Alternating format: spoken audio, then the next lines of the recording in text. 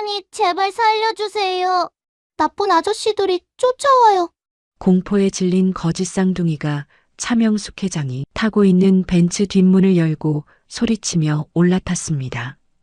너희들은 누구니? 갑작스러운 상황에 놀란 회장은 소리쳤지만 땀과 눈물로 얼룩지며 벌벌 떠는 아이들의 얼굴을 본 순간 차명숙 회장의 숨이 가빠졌습니다. 자신의 죽은 아들과 너무도 닮아 있었기 때문이죠. 그때였습니다. 저기다! 당장 애들 잡아! 검은 양복을 입은 남자들이 아이들을 쫓아오고 있었어요.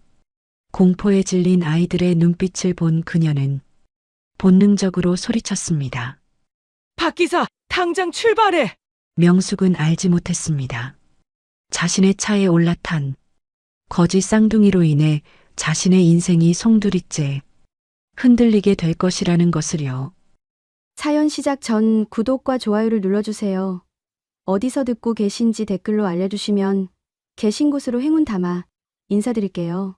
도시의 가장자리, 비가 내리는 늦은 밤이었습니다. 낡은 우산 하나 아래 세 사람의 그림자가 천천히 움직이고 있었어요. 8살 쌍둥이 남매와 그들을 돌봐주는 여자, 한지영이었습니다. 지영의 손은 아이들의 작은 손을 꽉 쥐고 있었습니다. 지영은 8년 동안 쌍둥이를 돌봐준 여자였습니다. 아이들은 그저 지영을 이모라 부르며 따르고 있었죠. 비에 젖은 골목을 지나며 지영은 계속해서 뒤를 돌아보았어요. 누군가 따라오는 것 같은 그런 느낌이 들었죠. 하지만 아무도 없었습니다. 그래도 지영의 심장은 쿵쿵거리며 뛰었어요. 이 도망이 언제까지 계속될 수 있을지 지영은 알 수 없었습니다. 다음 날 아침 무료급식소 앞이었습니다. 긴 줄이 늘어서 있었고 쌍둥이 남매는 그 끝에 조용히 서 있었죠. 오빠 강우는 동생 가은의 손을 꼭 잡고 있었어요. 가은이는 겁이 많았습니다. 사람들이 많으면 항상 오빠 뒤에 숨었죠. 강우는 8살이었지만 어른처럼 행동했습니다. 동생을 먼저 챙기고 자신은 나중에 먹었어요. 지영은 두 아이를 보며 가슴이 아팠습니다. 이 아이들은 이렇게 살면 안 되는데 그런 생각이 들었죠. 하지만 어쩔 수 없었습니다. 이렇게라도 살아야 아이들을 지킬 수 있었기 때문이죠.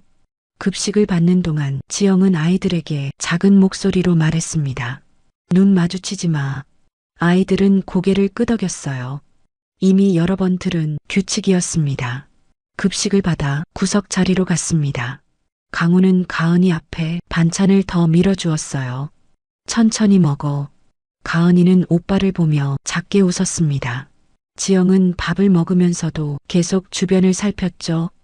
혹시 낯선 사람이 아이들을 보고 있진 않은지 확인하고 또 확인했습니다. 저녁이 되자 세 사람은 찜질방으로 갔습니다. 오늘 밤은 여기서 잘 수 있었죠. 찜질방 구석 자리에 자리를 잡았습니다. 지영은 아이들을 목욕탕으로 데려갔어요. 따뜻한 물이 아이들의 몸을 감쌌죠. 가은이는 처음으로 오늘 하루 동안 편안한 표정을 지었습니다. 지영은 아이들의 머리를 정성껏 감겨주었습니다. 목욕을 마치고 옷을 갈아입힌 후 지영은 아이들을 앉혔어요. 그리고 진지한 얼굴로 아이들을 바라보았습니다. 너희 이름은 절대 말하면 안 돼. 강우가 물었습니다. 왜요? 지영은 대답하지 못했습니다. 그냥 나중에 알려줄게. 꼭 약속해줘. 가은이가 작게 말했습니다. 이모, 우리 이름이 나쁜 이름이에요? 지영은 고개를 저었어요. 아니야, 너희 이름은 세상에서 가장 예쁜 이름이야. 그런데 왜 말하면 안 돼요? 지영은 아이들을 꽉 껴안았습니다. 나중에 다 얘기해 줄게. 지금은 그냥 약속만 해줘. 강우와 가은이는 이해하지 못했지만 고개를 끄덕였습니다. 약속할게요. 지영의 눈에서 눈물이 흘러내렸어요. 아이들은 그 눈물의 의미를 알지 못했습니다. 밤이 되었습니다. 찜질방 바닥에 세 사람이 나란히 누워 있었어요. 가은이는 이미 깊은 잠에 빠져 있었습니다. 강우는 잠들기 전 목에 걸린 목걸이를 만지작거렸습니다. 낡은 목걸이였죠. 앞면에는 흐릿한 남자 사진이 있었습니다. 강우는 그 사진을 보며 생각했습니다. 이 사람이 누구일까? 우리 아빠일까? 하지만 물어볼 수 없었어요. 이모가 슬퍼할 것 같았습니다. 강우는 옆에 누운 동생을 바라보았습니다. 가은이는 자면서도 이불을 꽉 움켜쥐고 있었습니다. 강우는 동생의 이불을 다시 덮어주었습니다. 그리고 작게 속삭였어요. 가은아, 내가 꼭 지켜줄게. 그때 지영이 문틈으로 두 아이를 바라보고 있었습니다. 지영은 복도로 나와 벽에 기대어 섰습니다. 눈물이 또 흘렀습니다. 얼마나 더 이렇게 살아야 할까? 아이들에게 학교도 보내주지 못하고 친구도 사귀게 해주지 못하고 그저 도망만 다니는 이런 삶이 언제까지 계속될까? 지영은 주먹을 꽉 쥐었어요. 하지만 멈출 수 없었습니다. 아이들을 지키려면 계속 도망쳐야 했기 때문이에요. 며칠이 지났습니다. 어느 오후 시장 골목이었습니다. 지영은 아이들 손을 잡고 사람들 사이를 걸었습니다. 과일 가게 앞을 지나며 가은이가 말했습니다. 이모, 사과 먹고 싶어요. 지영은 가은이를 보며 미안한 표정을 지었어요. 다음에 사줄게. 가은이는 고개를 끄덕였습니다. 이미 익숙한 대답이죠. 그때였습니다. 지영은 뒤에서 누군가의 시선을 느꼈습니다. 천천히 고개를 돌렸습니다. 골목 모퉁이에 검은 정장을 입은 남자가 서 있었습니다. 남자는 아이들을 바라보고 있었습니다. 지영의 심장이 빠르게 뛰기 시작했습니다. 강우야, 가은아. 지영은 아이들 손을 더 세게 잡았어요. 우리 저쪽으로 가자. 왜요? 그냥 빨리 가. 지영은 아이들을 데리고 반대 방향으로 걸었습니다. 뒤를 돌아보지 않으려 애썼지만 본능적으로 고개가 돌아갔어요. 남자는 여전히 그 자리에 서서 이쪽을 바라보고 있었습니다.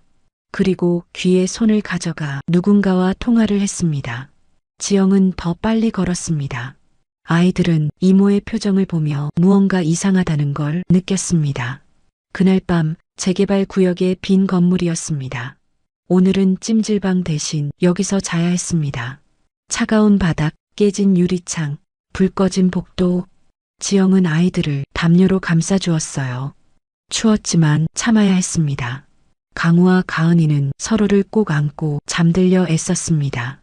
지영은 창가에 서서 밖을 내다보았습니다. 거리는 조용했습니다.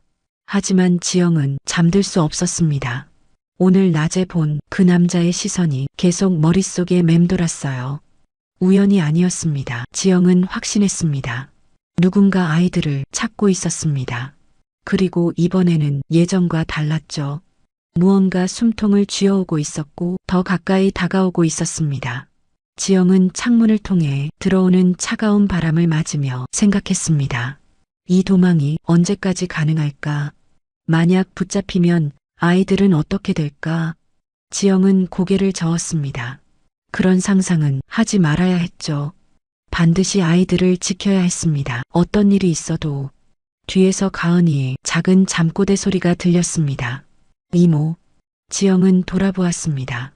가은이는 여전히 잠들어 있었습니다. 하지만 얼굴에 눈물 자국이 있었습니다. 지영은 다가가 가은이의 눈물을 조심스럽게 닦아주었습니다. 미안해, 가은아. 이모가 지켜줄게, 꼭 지켜줄게. 지영은 아이들 옆에 누웠어요.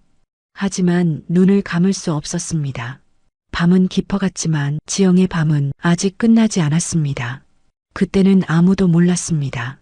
이 이름 없는 아이들이 거대한 비밀의 중심에 서 있다는 사실을, 그리고 곧 그들의 삶이 완전히 바뀔 거라는 사실을.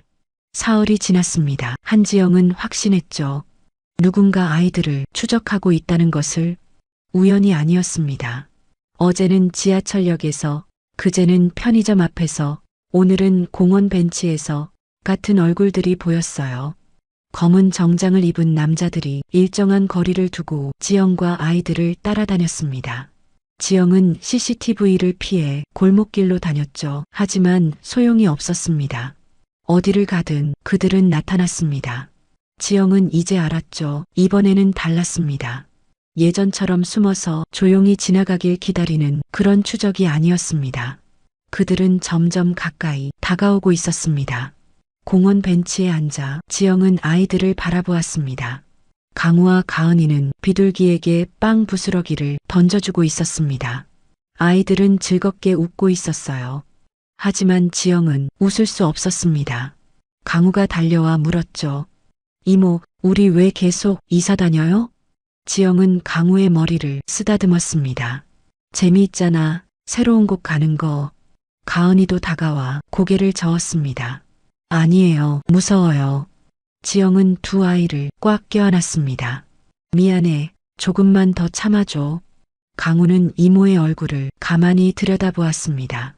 그리고 작게 물었습니다. 이모, 우는 거예요? 지영은 고개를 저었어요. 아니야. 하지만 강우는 알았습니다. 이모가 거짓말하고 있다는 걸. 그날 저녁 시장 골목이었습니다. 지영은 아이들 손을 잡고 천천히 걸었어요. 해가 지고 있었고 골목에 그림자가 길게 드리웠죠. 지영은 뒤를 돌아보았습니다. 두 명의 남자가 골목 입구에 서 있었어요. 그때 지영의 심장이 빠르게 뛰기 시작했어요. 앞을 봤습니다. 반대편 출구에도 남자 한 명이 서 있었습니다. 출구가 막혔습니다. 지영은 아이들을 더 세게 잡았습니다. 강우야, 가은아. 네, 저쪽으로 뛰어. 지영은 옆 골목을 가리켰어요. 빨리. 세 사람은 달리기 시작했습니다. 뒤에서 남자들의 발소리가 들렸고 더욱 빨라지고 있었습니다. 가은이가 넘어졌어요. 으앙. 강우가 동생을 재빨리 일으켰습니다. 괜찮아. 일어나. 지영은 가은이를 업으려 했지만 시간이 없었어요. 계속 뛰어야 했습니다. 골목 끝이 보였습니다. 조금만 더. 하지만 모퉁이를 돌자 또 다른 남자가 나타났습니다. 지영은 급히 멈춰섰어요. 옆 골목 사이로 재빨리 몸을 숨겼습니다. 아이들을 벽에 붙여 세우고 지영도 숨을 죽였습니다. 남자들이 지나갔어요. 무전기 소리가 들렸습니다. 놓쳤습니다. 다시 찾겠습니다. 발소리가 멀어졌습니다. 지영은 그제야 숨을 크게 내쉬었어요. 가슴이 터질 것 같았습니다. 그리고 공중화장실에 숨었어요. 문을 잠그고 세 사람은 바닥에 주저앉았습니다. 가은이가 울음을 터뜨렸습니다. 흐흑. 강우도 눈물을 흘렸습니다.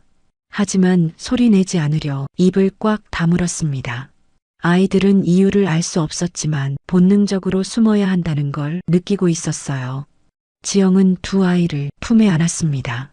괜찮아, 괜찮아. 하지만 괜찮지 않았죠. 아무것도 괜찮지 않았습니다. 강우가 떨리는 목소리로 물었습니다. 이모, 우리 나쁜 짓 한 거예요? 지영은 고개를 저었습니다. 아니야, 너희는 아무 잘못 없어. 그럼 왜 우리 쫓아요? 지영은 대답할 수 없었어요.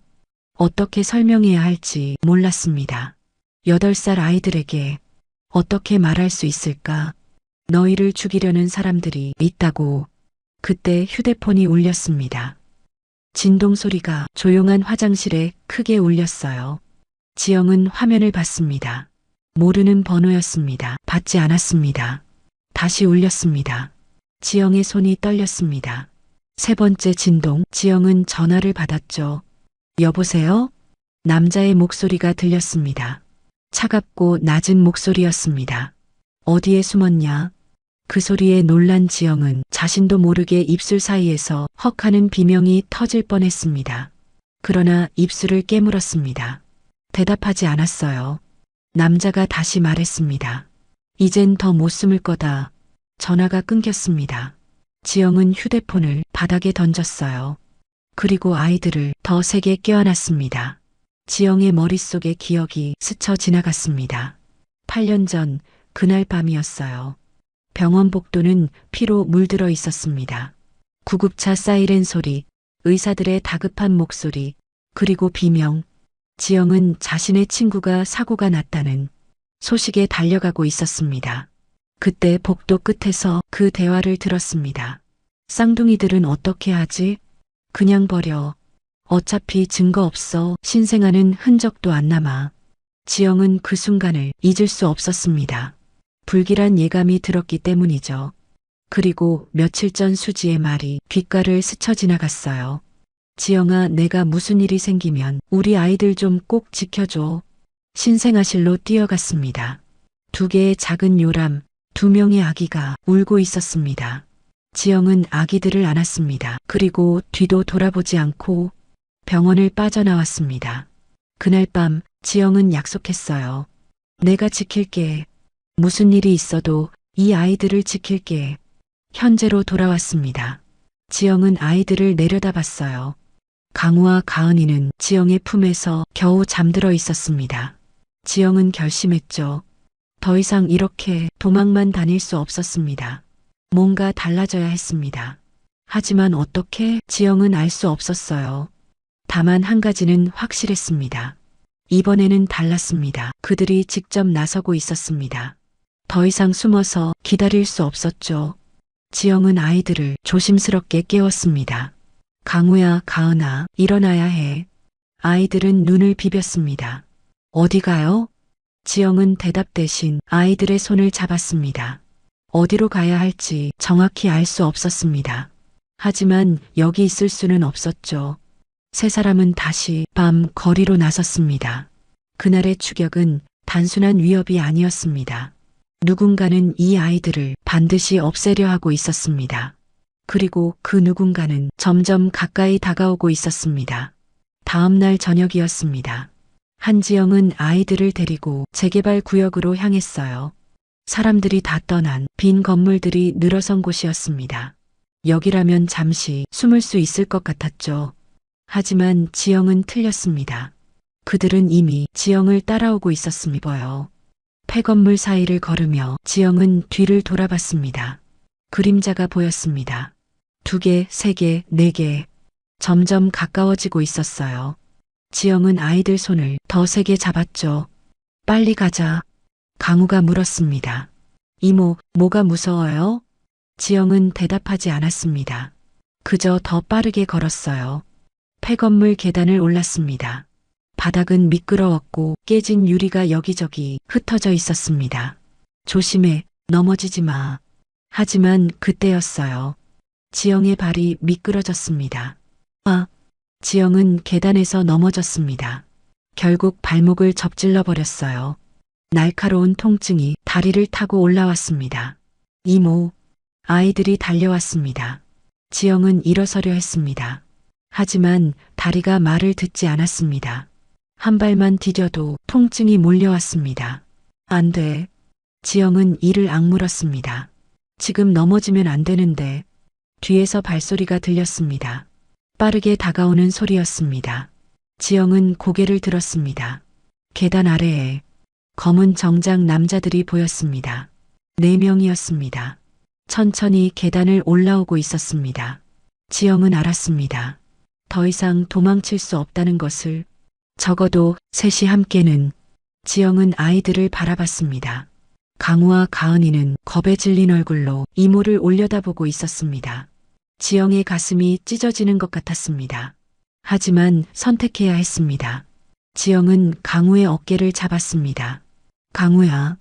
강우는 이모의 눈을 봤습니다. 그 눈빛이 평소와 달랐습니다. 강우는 본능적으로 알았습니다. 무슨 일이 일어날지. 이모, 설마. 지영은 고개를 끄덕였습니다. 너희는 가야 해. 가은이가 소리쳤습니다. 싫어요. 지영은 가은이를 꽉 안았습니다. 그리고 강우에게 말했습니다. 강우야, 동생 데리고 저기로 뛰어. 지영은 반대편 복도를 가리켰습니다. 저 문으로 나가면 큰 길이 나와. 강우는 고개를 저었습니다. 안 돼요. 이모도 같이 가요. 지영은 다리를 가리켰습니다. 이모는 못 가. 그러니까 너희라도 살아야 해. 가은이가 울음을 터뜨렸습니다. 싫어요. 이모랑 같이 갈래요. 지영은 2 아이를 팔에서 밀어냈습니다. 강하게, 단호하게. 지영은 울먹이며 소리쳤습니다. 도망쳐. 멀리 멀리 뛰어. 그리고 기억해. 이름은 절대 말하지 마. 누가 물어봐도 절대로. 강우는 눈물을 흘리며 동생의 손을 잡았습니다. 가은아, 가자. 가은이는 몸부림쳤습니다. 싫어. 이모. 하지만 강우는 동생을 끌었습니다. 지영이 다시 외쳤습니다. 빨리. 강우는 뒤돌아봤습니다. 이모가 서 있는 모습이 보였습니다. 다리를 절뚝이면서도 반대편 복도로 걸어가는 이모. 추격자들의 시선을 자신에게로 돌리려는 이모. 강우는 이해했습니다. 이모가 무엇을 하려는지, 그리고 그것이 어떤 의미인지. 이모. 가은이의 울부짖는 소리가 폐건물에 울려 퍼졌습니다. 강우는 동생을 안았습니다. 가은아, 앞만 봐. 뒤돌아보지 마. 두 아이는 복도를 달렸습니다. 가은이는 울면서 뛰었습니다. 으흑, 으흑. 강우도 눈물이 흘렀습니다. 하지만 멈출 수 없었습니다. 이모가 시킨 대로 해야 했습니다. 뒤에서 소리가 들렸습니다. 남자들의 목소리였습니다. 저기 여자 있다. 잡아. 그리고 이모의 비명. 으악. 가은이가 멈춰섰습니다. 오빠, 이모가. 강우는 동생을 더 세게 잡았습니다. 가면 안 돼. 가은이는 뒤를 돌아보려 했습니다. 하지만 강우가 막았습니다. 보면 안 돼. 강우는 동생의 눈을 가렸습니다. 그리고 계속 뛰었습니다. 강우의 귓가에 이모의 목소리가 맴돌았습니다. 이름은 절대 말하지 마. 강우는 이를 악물었습니다. 약속할게요, 이모. 꼭 지킬게요. 출구가 보였습니다. 녹슨 철문이었습니다. 강우는 있는 힘껏 문을 밀었습니다. 문이 삐걱거리며 열렸어요. 밖은 어두웠습니다. 하지만 불빛이 보였죠. 큰 길의 가로등 불빛이었습니다. 강우는 동생 손을 잡고 그 불빛을 향해 뛰었습니다. 가은이는 계속 울었습니다. 이모, 이모. 강우도 울고 싶었습니다. 하지만 참았습니다. 오빠는 울면 안 됐습니다. 동생을 지켜야 했습니다. 큰 길로 나왔을 때 자동차들이 지나다니고 있었습니다. 사람들이 걸어가고 있었습니다. 하지만 아무도 두 아이를 보지 않았습니다. 강우는 숨을 헐떡였습니다. 마치 가슴이 터질 것 같고 다리는 후들거렸죠. 하지만 멈출 수 없었습니다. 계속 가야 했습니다. 어디로 가야 할지 몰랐지만 멈추면 안 됐습니다. 가은이가 주저앉으려 했습니다. 강우는 동생을 일으켰습니다. 조금만 더 가자. 두 아이는 인도를 따라 걸었습니다. 뒤돌아보고 싶었습니다. 이모가 따라오고 있을까? 혹시 괜찮을까? 하지만 강우는 뒤를 보지 않았습니다. 이모가 시킨 대로 앞만 봐야 했습니다. 신호등이 보였습니다. 빨간불이었습니다. 강우와 가은이는 신호등 앞에서 멈춰 섰습니다. 두 아이는 서로를 안았습니다. 그리고 울었습니다. 소리 내지 않으려 했지만 눈물은 멈출 수 없었습니다. 가은이가 떨리는 목소리로 말했습니다. 오빠, 이모는 다시 못 만나는 거야? 강우는 대답할 수 없었습니다. 모르겠다는 말도 괜찮을 거라는 말도 할 수 없었어요. 강우는 그저 동생을 꽉 안았습니다. 그리고 마음속으로 빌었습니다. 이모, 살아있어 주세요. 우리 꼭 다시 만나요. 그 이별이 다시 만날 수 없는 마지막일 거라. 아이들은 믿고 있었습니다. 하지만 운명은 때로 예상치 못한 방향으로 흘러가는 법이었습니다. 그리고 바로 그 순간 한 대의 고급 세단이 신호등 앞에 멈춰 섰습니다.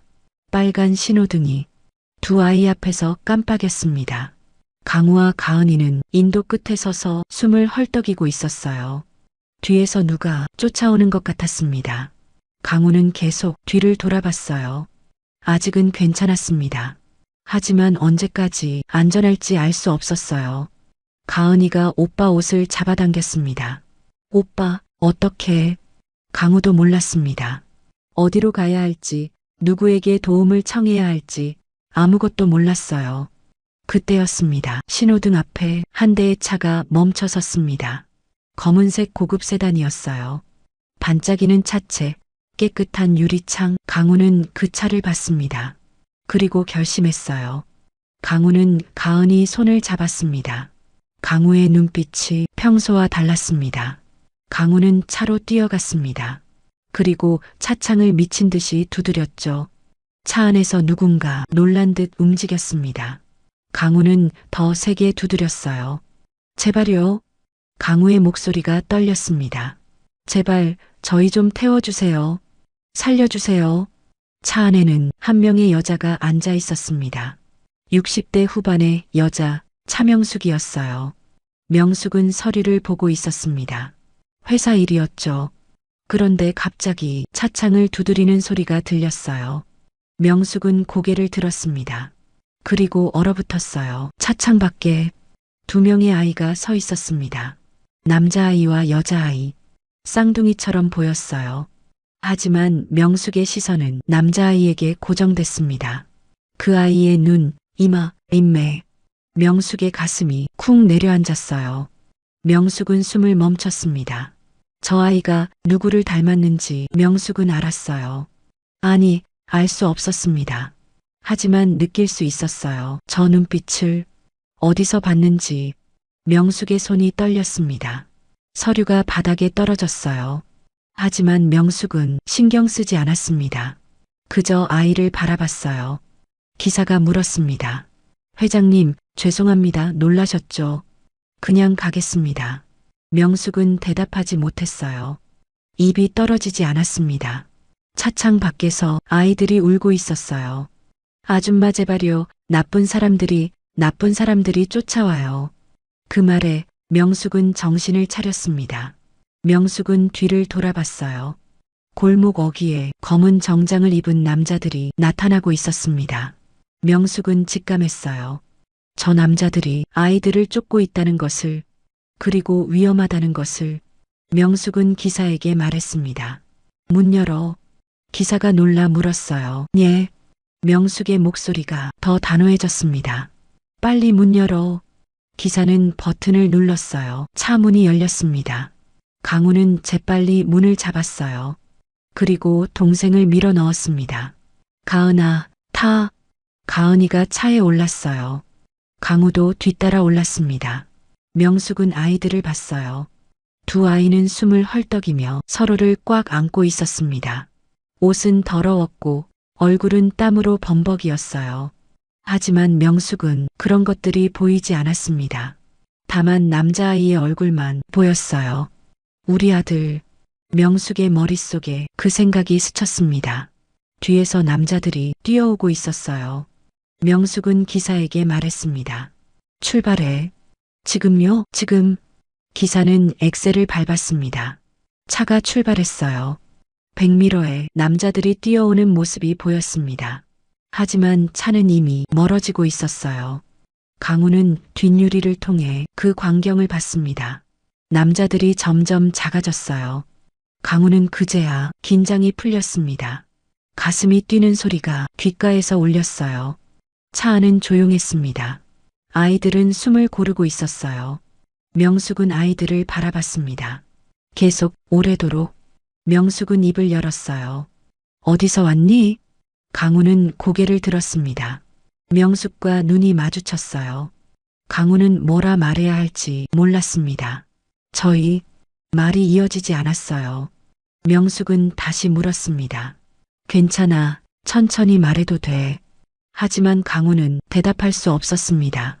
어디서 왔는지, 왜 쫓기는지 설명할 수 없었어요. 이모가 그랬습니다. 이름도 말하지 말고 누구에게도 말하지 말라고. 가은이가 명숙을 봤어요.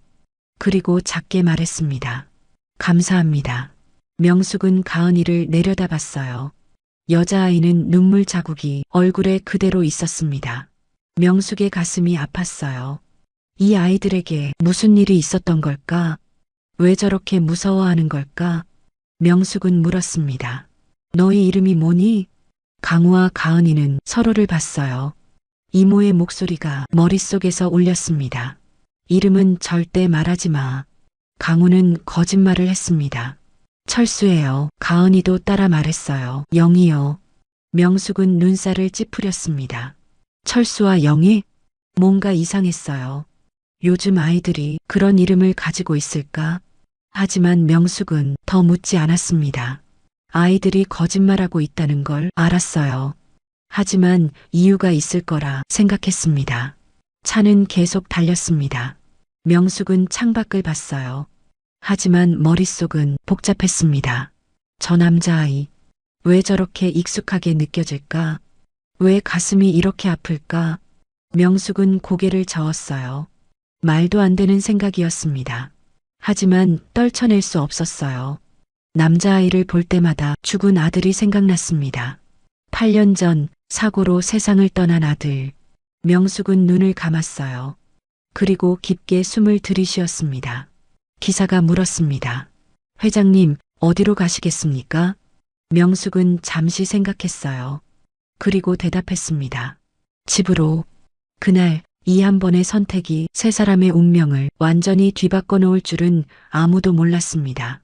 그리고 그 진실이 명숙의 삶을 송두리째 흔들어 놓을 것도 몰랐어요. 차가 저택 앞에 멈춰 섰습니다. 높은 대문, 넓은 정원, 큰 집이 보였어요. 강우와 가은이는 창밖을 내다봤습니다. 두 아이는 이런 집을 처음 봤어요. 가은이가 작게 말했습니다. 오빠, 여기 정말 큰 집이야. 강우도 놀랐지만 내색하지 않았어요. 그저 조용히 명숙을 따라 차에서 내렸습니다. 현관문이 열렸습니다. 따뜻한 공기가 아이들을 감쌌어요. 강우와 가은이는 문 앞에서 망설였습니다. 들어가도 되는 걸까? 우리 같은 아이들이 이런 집에. 명숙이 돌아봤어요. 그리고 부드럽게 말했습니다. 들어와, 괜찮아. 아이들은 조심스럽게 집 안으로 들어갔어요. 신발을 벗으며 강우는 자기 발을 봤습니다. 양말에 구멍이 나 있었어요. 부끄러웠습니다. 명숙은 집사를 불렀어요. 이 아이들 씻을 수 있게 해주세요. 그리고 깨끗한 옷도 준비해 주시고요. 집사는 고개를 끄덕였습니다. 알겠습니다, 회장님. 아이들은 욕실로 안내됐어요. 넓은 욕실, 커다란 욕조, 따뜻한 물. 가은이는 욕조를 보며 눈이 커졌습니다. 와, 진짜 크다. 강우도 놀랐지만 아무 말하지 않았어요. 다만 동생 손을 잡고 조용히 서 있었습니다. 집사가 물을 받아줬어요. 천천히 씻으렴. 그리고 문을 닫고 나갔습니다. 두 아이는 처음으로 따뜻한 물에 몸을 담갔어요. 가은이는 한숨을 쉬었습니다. 오빠, 기분 좋다. 강우도 그랬어요. 하지만 편하게 느낄 수 없었습니다. 이모 생각이 났습니다. 이모는 지금 어디 있을까? 괜찮을까? 강우는 목에 걸린 목걸이를 만졌어요. 이모가 절대 빼지 말라던 목걸이. 강우는 목걸이를 보며 이모를 떠올렸습니다. 씻고 나온 아이들은 깨끗한 옷을 입었어요. 새 옷이었습니다. 부드럽고 따뜻했어요. 가은이는 옷을 내려다보며 웃었습니다. 오빠, 우리 옷 예쁘다. 가은은 난생 처음 느끼는 따뜻한 보금자리와 새 옷을 입으며 행복해했어요. 강우는 고개를 끄덕였어요. 하지만 뭔가 불편했습니다. 이 모든 게 낯설었어요. 거실로 나오자 명숙이 기다리고 있었습니다. 명숙은 아이들을 봤어요. 깨끗해진 얼굴, 단정한 옷차림. 명숙은 다시 한번 남자아이를 유심히 봤습니다. 역시 닮았어요. 식탁이 차려져 있었습니다. 밥, 국, 반찬들이 정갈하게 놓여 있었어요. 명숙이 말했습니다. 배고프지? 앉아서 먹자. 아이들은 식탁에 앉았어요. 하지만 숟가락을 들지 못했습니다. 너무 오랜만에 보는 제대로 된 밥상이었어요. 명숙이 물었습니다. 왜 안 먹니? 강우가 작게 말했어요. 저희 먹어도 돼요? 명숙의 가슴이 아팠습니다. 그래, 많이 먹어. 아이들은 그제야 숟가락을 들었어요. 식사를 하며 명숙은 조심스럽게 물었습니다. 너희 이름이 뭐라고 했지? 강우는 숟가락을 멈췄어요. 그러더니 손톱을 물어뜯었습니다. 그리고 거짓말을 또 했습니다. 철수요. 가은이도 말했어요. 영희요. 명숙은 두 아이를 번갈아 봤습니다. 철수와 영희, 명숙은 그 이름이 마음에 걸렸어요. 뭔가 진짜가 아닌 것 같았습니다. 하지만 더 묻지 않았어요. 아이들에게는 말하지 못할 이유가 있을 거였습니다. 식사가 끝나고 거실로 갔습니다. 명숙은 소파에 앉아 아이들을 봤어요. 두 아이는 나란히 소파 끝에 앉아 있었습니다. 불편한 듯 몸을 움츠리고 있었어요. 명숙이 말했습니다. 편하게 앉아도 돼. 하지만 아이들은 그대로 있었어요. 명숙은 안타까웠습니다. 이 아이들이 얼마나 힘들게 살았으면 이렇게 긴장하고 있을까? 그때 명숙의 시선이 가은이 목에 멈췄습니다. 목걸이가 보였어요. 낡은 목걸이였습니다. 하지만 뭔가 익숙했어요. 명숙은 앞으로 몸을 기울였습니다. 그 목걸이 좀 볼 수 있을까? 가은이는 움찔했어요. 강우가 말했습니다. 이모가 빼지 말래요. 명숙은 고개를 끄덕였어요. 빼는 게 아니야. 그냥 잠깐 보기만 할게. 가은이는 오빠를 봤습니다. 강우는 잠시 망설였어요. 그리고 고개를 끄덕였습니다. 가은이는 천천히 목걸이를 풀어 명숙에게 건넸어요. 명숙은 목걸이를 손에 받았습니다. 손이 떨렸어요. 목걸이 앞면에는 사진이 있었습니다. 흐릿한 남자 사진.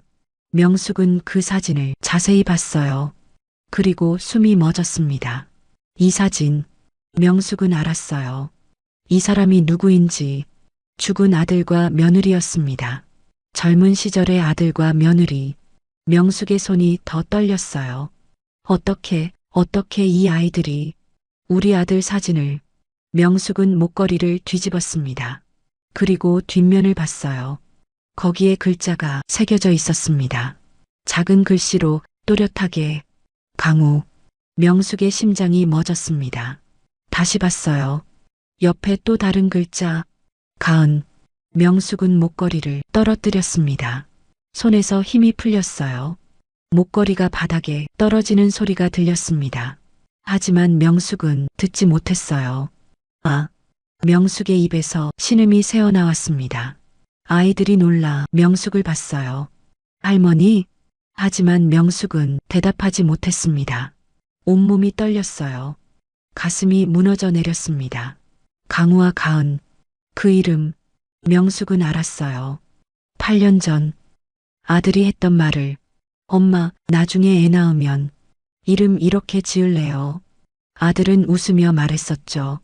남자이면 강우, 여자이면 가은. 쌍둥이면 좋겠어요. 강우, 가은이 한 번에 만나고 싶네요. 명숙은 물었었어요. 왜 벌써부터 생각해놨니? 아들은 대답했었습니다. 그냥 딱 그 이름이 좋더라고요. 꼭 그렇게 지을 거예요. 명숙은 웃었었죠. 그래, 좋은 이름이다. 그게 8년 전이었습니다. 그리고 아이들을 봤습니다. 남자아이, 여자아이. 강우, 가은. 명숙의 눈에서 눈물이 흘러내렸습니다. 설마 이 아이들이. 명숙은 주저앉았어요. 다리에 힘이 풀렸습니다. 아이들이 놀라 명숙에게 다가왔어요. 할머니, 괜찮으세요? 명숙은 두 아이를 봤습니다. 그리고 떨리는 손으로 아이들을 만졌어요. 진짜일까? 이 아이들이 정말 내 손주들일까? 명숙은 일어섰습니다. 그리고 서재로 들어갔어요. 책상에 앉아 전화기를 들었습니다. 손이 떨려서 번호를 누르기 힘들었어요. 하지만 겨우 눌렀습니다. 신호음이 울렸어요. 상대가 받았습니다. 여보세요? 명숙은 말했어요. 유전자 검사 부탁합니다. 급합니다. 최대한 빨리 결과를 알고 싶어요. 전화를 끊고 명숙은 의자에 기댔습니다. 눈을 감았어요. 제발. 명숙은 기도했습니다. 제발 아니길. 아니, 제발 맞길. 명숙은 자신도 뭘 원하는지 알 수 없었어요. 진실에 가까워질수록 누군가에게는 더 위험한 상황이 시작되고 있었습니다. 그리고 그 누군가는 이미 움직이기 시작했어요. 차명숙이 아이들을 데려간 것을 그들은 알고 있었습니다.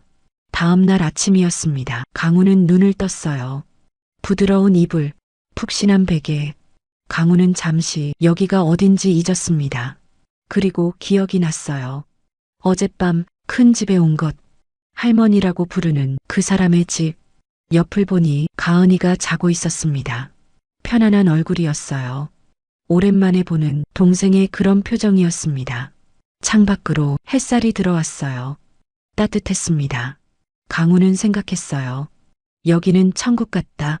가은이도 눈을 떴습니다. 그리고 강우를 봤어요.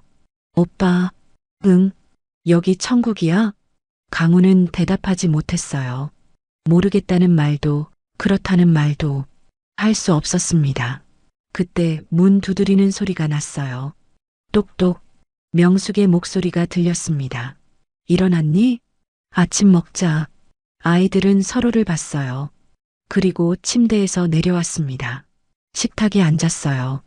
밥, 국, 반찬들이 정갈하게 놓여 있었습니다. 김치찌개가 보글보글 끓고 있었어요.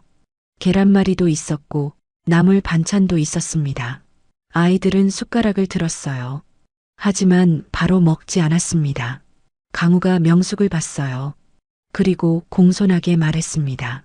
할머니, 먼저 드세요. 명숙은 고개를 저었어요. 아니다, 너희들 먼저 먹어라. 가은이가 작게 말했습니다. 이모가 항상 어른들 먼저 먹어야 하는 거라고 알려줬어요. 명숙의 가슴이 뭉클해졌습니다. 명숙은 숟가락을 들었어요. 그래, 그럼 할머니가 먼저 먹을게. 명숙은 밥을 한 숟가락, 국을 한 숟가락 떴습니다. 그리고 아이들을 봤어요. 자, 이제 너희도 먹어. 그 순간이었습니다. 강우와 가은이가 밥을 입에 넣기 시작했어요. 허겁지겁 목구멍으로 급하게 넘겼습니다. 반찬도 제대로 씹지 않고 삼켰어요. 명숙의 손이 멎었습니다. 숟가락을 내려놓았어요. 눈물이 차올랐습니다. 이 아이들이 얼마나 배고프게 컸을까? 강우가 가은이 앞에 반찬을 더 밀어줬어요. 천천히 먹어. 아무도 안 뺏어가. 그 말에 명숙의 눈물이 뺨을 타고 흘렀습니다. 8살 아이가 동생을 챙기며 하는 말이었어요. 명숙은 고개를 돌렸습니다. 아이들에게 눈물 보이고 싶지 않았어요. 하지만 눈물은 멈추지 않았습니다. 가은이가 물었어요. 할머니, 왜 우세요? 명숙은 고개를 저었습니다. 아니야, 그냥 먼지가 들어가서 거짓말이었어요. 하지만 아이들은 더 묻지 않았습니다. 점심시간이었습니다. 명숙은 부엌에서 칼국수를 끓였어요. 냄비에서 김이 모락모락 올랐습니다. 강우가 슬금슬금 부엌으로 왔어요. 명숙은 강우를 봤습니다. 배고프니? 곧 다 됐어. 강우는 냄비를 들여다봤어요. 그리고 조심스럽게 말했습니다. 할머니, 저기, 응? 식초 넣으면 더 맛있어요. 명숙의 손이 멎었습니다. 식초? 명숙은 냉장고로 갔어요. 식초를 꺼냈습니다. 손이 떨렸어요. 냄비에 식초를 몇 방울 떨어뜨렸습니다. 그리고 국물을 조심스럽게 맛봤어요. 명숙은 멈칫했습니다. 눈물이 또 흘렀어요. 아들이 어렸을 때 똑같이 말했었습니다. 엄마, 칼국수엔 식초 넣어야 맛있어. 바로 이 맛이었어요. 강우가 걱정스럽게 물었습니다. 할머니, 왜 우세요? 명숙은 눈물을 닦았어요. 아니야, 그냥 네가 우리 아들이랑 입맛이 똑같아서. 강우는 이해하지 못했습니다.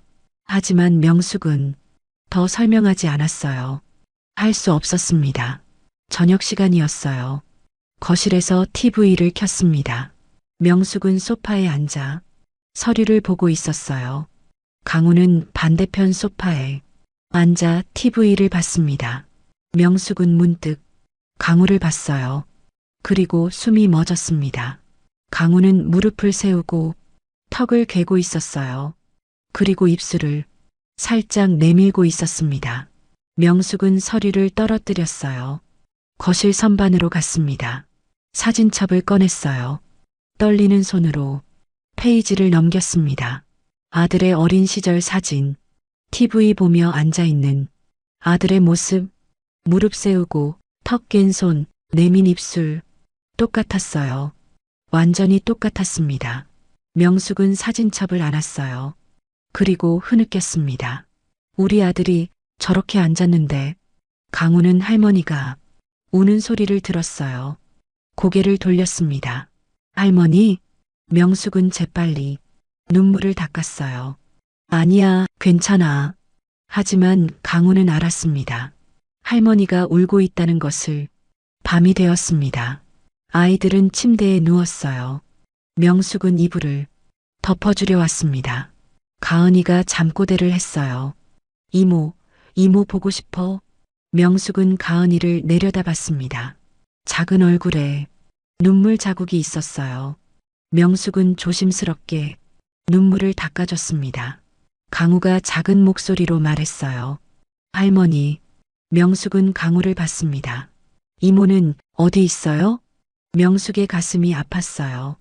이모가 잡혀갔는데 우리가 여기 있으면 이모가 우릴 못 찾아요. 명숙은 강우 옆에 앉았습니다. 그리고 강우의 손을 잡았어요. 할머니가 꼭 찾아줄게. 약속해. 강우는 명숙을 봤어요. 정말이요? 명숙은 고개를 끄덕였습니다. 정말이야. 다음 날 아침이었어요. 창밖으로 학교 가는 아이들이 보였습니다. 가방 메고 친구들과 웃으며 걸어가는 모습. 가은이가 창가에 섰어요. 오빠, 저것 봐. 강우도 다가왔습니다. 가은이가 작게 말했어요. 오빠, 우리도 저렇게 될 수 있을까? 강우는 대답하지 못했어요. 모르겠어. 잠시 침묵이 흘렀습니다. 그리고 강우가 말했어요. 근데 해보고 싶어. 명숙이 뒤에서 그 대화를 듣고 있었습니다. 명숙은 아이들에게 다가갔어요. 그리고 말했습니다. 너희 꼭 학교 보낼게. 친구들도 많이 사귀고 공부도 하고 운동도 하고. 가은이의 눈이 반짝였어요. 정말이요? 명숙은 고개를 끄덕였습니다. 정말이야. 강우도 명숙을 봤어요.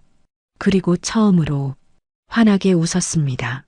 명숙은 그 웃음을 보며 가슴이 벅찼어요. 이 아이들에게 꼭 행복을 주고 싶었습니다. 며칠이 지났습니다. 어느 저녁 식탁에서였어요. 가은이가 명숙을 봤습니다. 그리고 입을 열었어요. 저기, 아줌마. 가은이가 멈칫했습니다. 아니, 가은이는 용기를 냈어요. 할머니라고 불러도 돼요? 명숙의 목이 메었습니다. 대답이 나오지 않았어요. 가은이가 계속 말했습니다. 이모가 그랬어요. 우리 진짜 할머니 있다고, 언젠가 만날 수 있을 거라고. 명숙의 눈에서 눈물이 흘렀어요. 그래, 할머니야. 너희 진짜 할머니. 가은이가 웃었습니다. 할머니. 강우도 작게 말했어요. 할머니. 명숙은 두 아이를 꽉 껴안았습니다. 그 짧은 평화가 얼마나 소중한 것인지 세 사람은 아직 몰랐어요. 곧 폭풍이 몰려올 거였습니다. 그리고 그 폭풍은 세 사람을 완전히 흔들어 놓을 거였죠. 일주일이 지났습니다. 차명숙은 서재에 혼자 앉아 있었어요. 책상 위에는 서류들이 쌓여 있었지만 명숙은 아무것도 보지 못했습니다. 전화만 바라보고 있었어요. 언제 올까? 그 결과가. 명숙의 손은 떨리고 있었습니다. 전화벨이 울렸어요. 명숙은 재빨리 받았습니다. 여보세요. 상대방의 목소리가 들렸어요. 회장님, 검사 결과 나왔습니다. 명숙은 숨을 멈췄습니다. 말씀하세요. 조부모와 손자 관계 확률 99.9%입니다. 명숙의 손에서 전화기가 떨어졌어요. 바닥에 떨어지는 소리가 났습니다. 하지만 명숙은 듣지 못했어요. 귀에서 윙윙 소리만 울렸습니다. 명숙은 무릎을 꿇었어요. 책상에 이마를 대고 오열했습니다. 강우야, 가은아. 명숙의 목소리가 떨렸어요. 너희가 정말 우리 손주들이구나. 명숙은 오래도록 울었습니다. 기쁨의 눈물이었어요. 하지만 동시에 두려움도 있었습니다. 이걸 아이들에게 어떻게 말해야 할까? 8년 동안 엄마 아빠가 없는 줄도 모르고 살았던 아이들에게 말을 할 수 없었어요. 명숙은 고개를 들었어요. 아직은 아니야. 조금 더 생각해보자. 명숙은 눈물을 닦았습니다. 그리고 거실로 나갔어요. 강우와 가은이가 소파에 앉아 TV를 보고 있었습니다. 명숙은 두 아이를 봤어요. 이제 확실히 알았습니다. 저 아이들이 자신의 손주들이라는 것을. 하지만 말할 수 없었어요. 아직은. 명숙은 눈물이 그렁그렁한 채 그저 웃으며 다가갔습니다. 뭐 보고 있니? 며칠이 흘렀어요. 명숙은 아이들을 더 자세히 관찰했습니다. 강우가 밥 먹을 때 젓가락 잡는 방법, 아들과 똑같았어요. 가은이가 웃을 때 눈이 초승달처럼 변하는 모습, 며느리와 똑같았습니다. 명숙은 볼 때마다 확신했어요. 이 아이들은 내 손주들이 맞아. 하지만 여전히 말하지 못했습니다. 어느 날 오후였어요. 명숙은 아이들을 데리고 근처 공원에 갔습니다. 벤치에 앉아 아이들이 노는 모습을 바라봤어요. 강우가 가은이를 그네에 태워주고 있었습니다. 가은이가 웃으며 말했어요. 오빠, 더 높이. 강우도 웃으며 그네를 밀어줬습니다. 명숙은 그 모습을 보며 가슴이 벅찼어요. 저 아이들에게 이제 평범한 삶을 주고 싶었습니다. 학교도 보내고 친구들도 사귀게 하고 행복하게 살게 하고 싶었어요. 명숙은 생각했습니다. 언제 말해야 할까? 너희가 내 손주들이라고, 너희 부모님이 내 아들과 며느리였다고. 하지만 그 말을 하면 아이들은 또 슬퍼할 거였어요. 부모님이 돌아가셨다는 사실을 알게 되니까. 명숙은 고민했습니다. 조금 더 기다리자. 아이들이 이곳에 완전히 적응하고 안정되면 그때 말하자. 밤이 되었어요. 아이들은 침대에 누워 잠들었습니다. 명숙은 아이들 방에 들어가 두 아이를 내려다봤어요. 평화로운 얼굴이었습니다. 명숙은 작게 속삭였어요. 강우야, 가은아, 할머니가 꼭 지켜줄게. 너희 부모님 대신 할머니가 꼭 지켜줄게. 명숙은 아이들에게 이불을 덮어줬습니다. 그리고 조용히 방을 나왔어요. 하지만 그 순간 다른 곳에서는 어두운 일이 벌어지고 있었습니다. 어두운 사무실이었어요. 차명준이 컴퓨터 화면을 노려보고 있었습니다. 문이 열리며 최상무가 들어왔어요.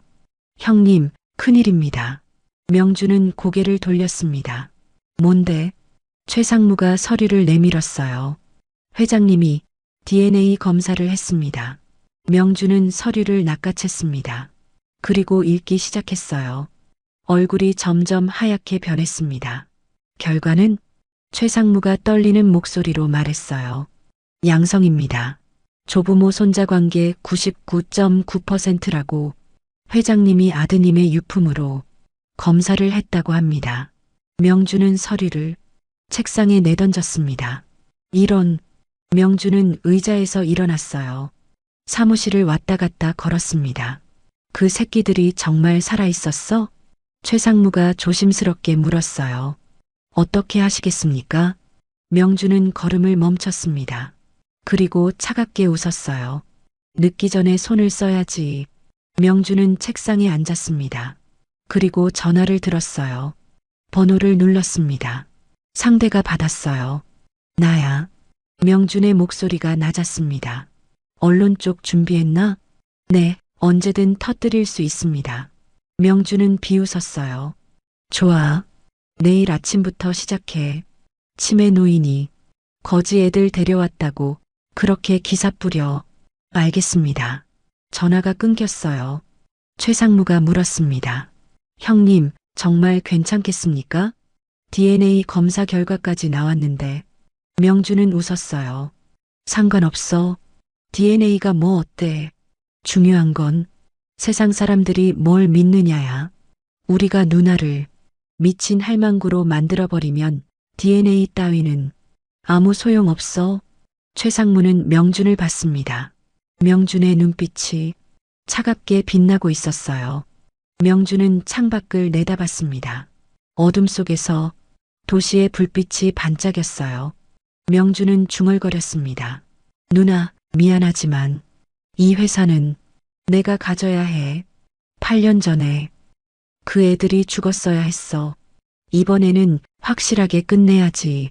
명준의 얼굴에 그림자가 드리웠습니다. 하지만 누군가는 이 행복을 절대 용납할 수 없었습니다. 그리고 그들의 계획은 이미 시작되고 있었어요. 폭풍이 몰려오고 있었습니다.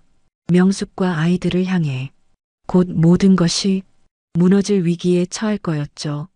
다음 날 아침이었습니다.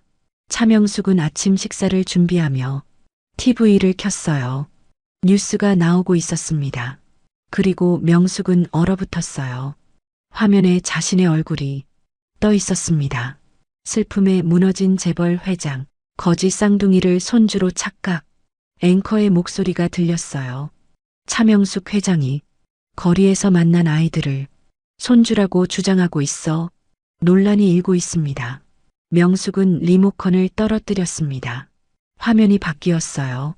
명숙과 아이들이 근처 공원에서 찍힌 사진이 나왔습니다. 누군가 몰래 찍은 거였어요. 의료 전문가의 인터뷰가 나왔습니다. 사랑하는 사람을 잃은 후 나타나는 대리 만족 증상일 수 있습니다.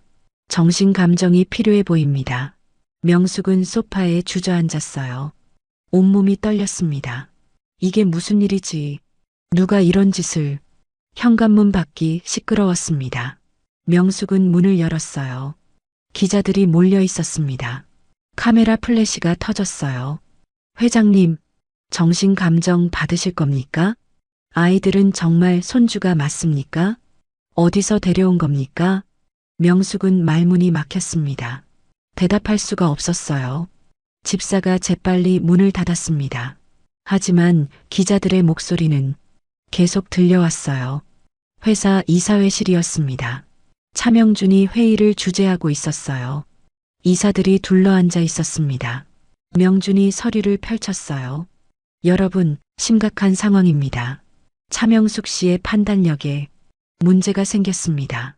한 이사가 물었어요. 정말 치매입니까? 명준은 고개를 끄덕였습니다. 의료진 소견서입니다. 중증 치매 의심 소견. 서류가 이사들에게 돌려졌어요. 조작된 서류였습니다. 하지만 이사들은 몰랐어요. 또 다른 이사가 말했습니다. 그렇다면 권한 정지를 논의해야 하지 않겠습니까? 명준은 속으로 웃었어요.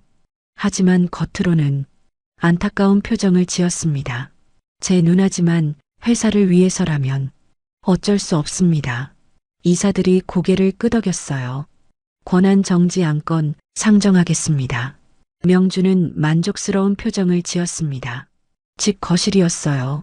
강우와 가은이는 TV를 보고 있었습니다. 그런데 뉴스가 나왔어요. 화면에 할머니가 보였습니다. 그리고 자신들의 모습도. 앵커가 말했습니다. 전문가들은 치매 증상으로 보고 있으며 가은이의 얼굴이 굳었어요. 오빠, 저거. 강우도 화면을 봤습니다. 치매 할머니가 거지 아이들을 데려왔다는 자막이 떴어요. 가은이의 눈에서 눈물이 흘렀습니다. 오빠, 우리 때문인가 봐. 명숙이 거실로 들어왔어요. 재빨리 TV를 껐습니다. 하지만 이미 늦었어요. 아이들은 다 봤습니다. 명숙은 아이들 앞에 앉았어요. 괜찮아. 할머니가 다 해결할게. 하지만 갑작스러운 상황에 명숙의 얼굴은 지쳐 있었습니다. 눈 밑에 다크서클이 생겼어요. 강우는 알았습니다. 할머니가 괜찮지 않다는 것을. 가은이가 울음을 터뜨렸어요. 할머니, 미안해요. 우리 때문에. 우리가 잘못한 거 맞죠? 흐흑. 명숙은 가은이를 안았습니다. 아니야, 너희 잘못 아니야. 사흘이 지났습니다. 언론의 공격은 더 심해졌어요. 매일 아침 새로운 기사가 나왔습니다. 재벌 회장, 정신감정 거부, 회사 이사회, 권한 정지 논의, 주변 사람들 증언, 회장 최근 이상 행동 목격. 명숙은 기사를 보며 이를 악물었어요. 누가 나를 이렇게 몰아가는 걸까? 하지만 명숙은 어렴풋이 알고 있었습니다. 자신의 동생 명준이라는 것을. 아이들은 점점 위축되어 갔어요. 밥을 먹어도 맛이 없었습니다. TV를 봐도 재미가 없었어요. 창밖만 바라보며 앉아 있었습니다. 강우는 생각했어요. 우리가 할머니한테 짐이 되고 있어. 가은이도 같은 생각을 했습니다. 우리 때문에 할머니가 아프고 있어. 두 아이는 서로를 봤어요. 같은 마음이었습니다. 그날 밤이었어요. 명숙은 서재에 혼자 있었습니다. 또 다른 기사를 읽고 있었어요. 의학계 강제정신감정 필요 의견, 재벌가 내부 경영권 승계 논란 재점화. 명숙은 눈을 감았습니다. 머리가 지끈거렸어요. 어지러웠습니다. 책상 위에 서류가 흐릿하게 보였어요. 명숙은 일어서려 했습니다. 하지만 다리에 힘이 들어가지 않았어요. 명숙은 책상을 붙잡았습니다. 숨을 크게 들이쉬었어요. 괜찮아. 잠깐만 쉬면 돼. 하지만 어지러움은 더 심해졌습니다. 명숙의 손이 책상에서 미끄러졌어요. 그리고 그대로 쓰러졌습니다. 쿵! 바닥에 부딪히는 소리가 복도까지 울려 퍼졌어요. 할머니, 강우의 비명이 들렸어요. 아이들이 서재로 뛰어왔습니다. 명숙은 바닥에 쓰러져 있었어요. 눈을 감고 움직이지 않았습니다. 가은이가 울며 명숙을 흔들었어요. 할머니, 일어나요. 할머니. 강우는 떨리는 손으로 전화기를 들었습니다. 119에 전화를 걸었어요. 여보세요. 여기 사람이 쓰러졌어요. 할머니 살려주세요. 으앙. 그리고 곧 구급차 사이렌 소리가 울렸습니다. 명숙은 들것에 실려 나갔어요. 아이들도 구급차에 탔습니다. 강우는 할머니 손을 잡았어요. 차가웠습니다. 가은이는 계속 울었어요. 구급대원이 명숙의 상태를 확인했어요. 의식은 있지만 매우 약합니다. 빨리 병원으로 가야 합니다. 구급차가 출발했어요. 병원 응급실이었습니다. 의사가 나왔어요. 강우와 가은이가 벌떡 일어났습니다. 의사가 말했어요. 과로와 극심한 스트레스입니다.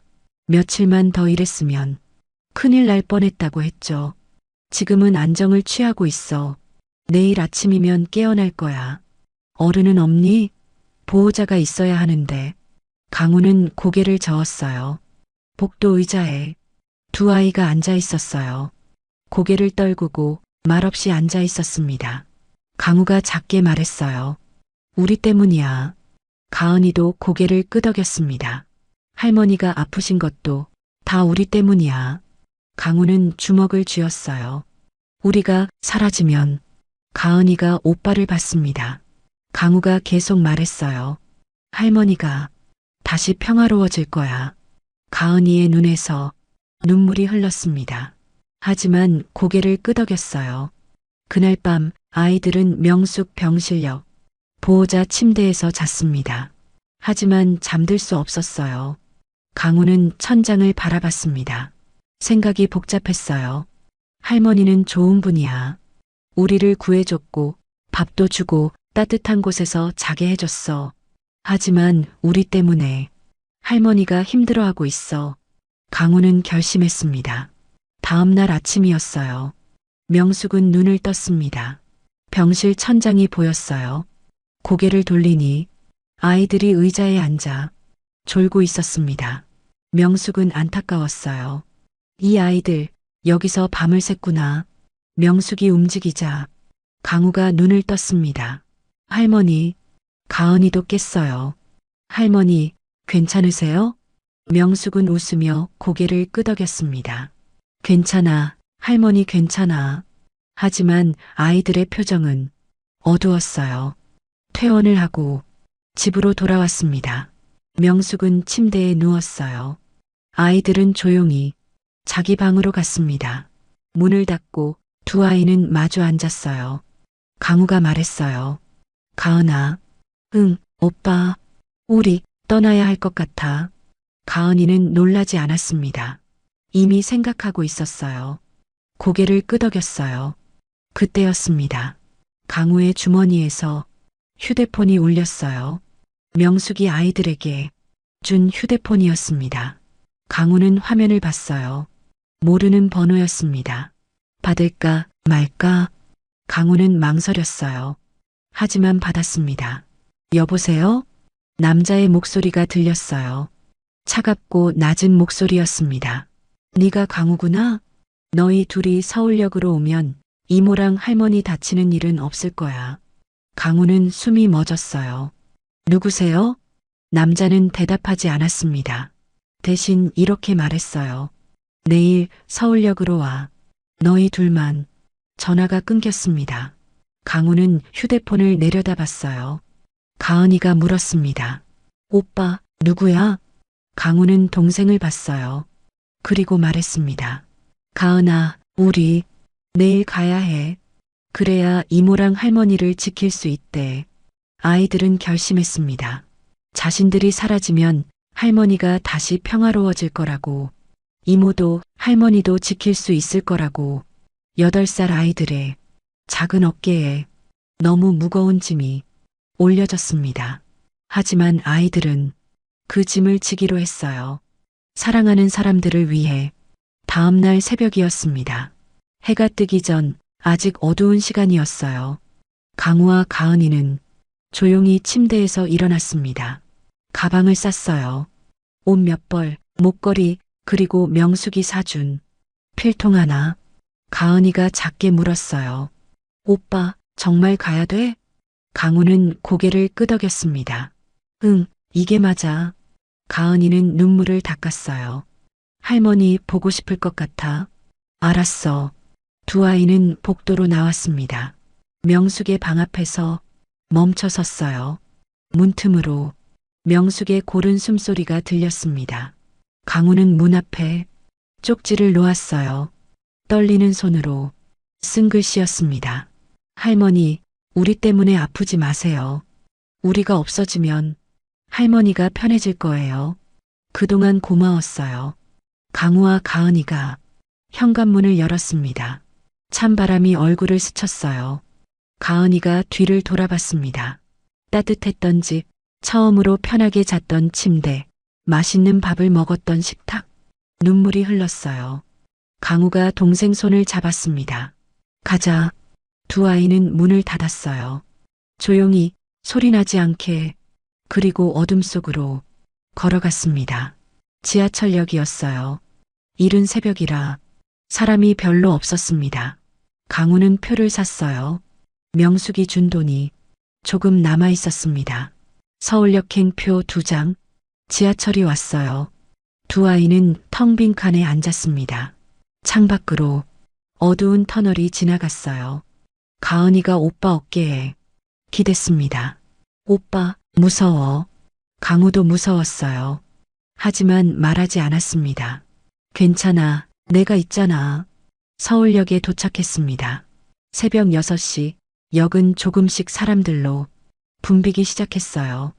출근하는 사람들, 여행 가는 사람들, 모두 바쁘게 움직였습니다. 강우와 가은이는 대합실 벤치에 앉았어요. 주변을 둘러봤습니다. 누가 올까?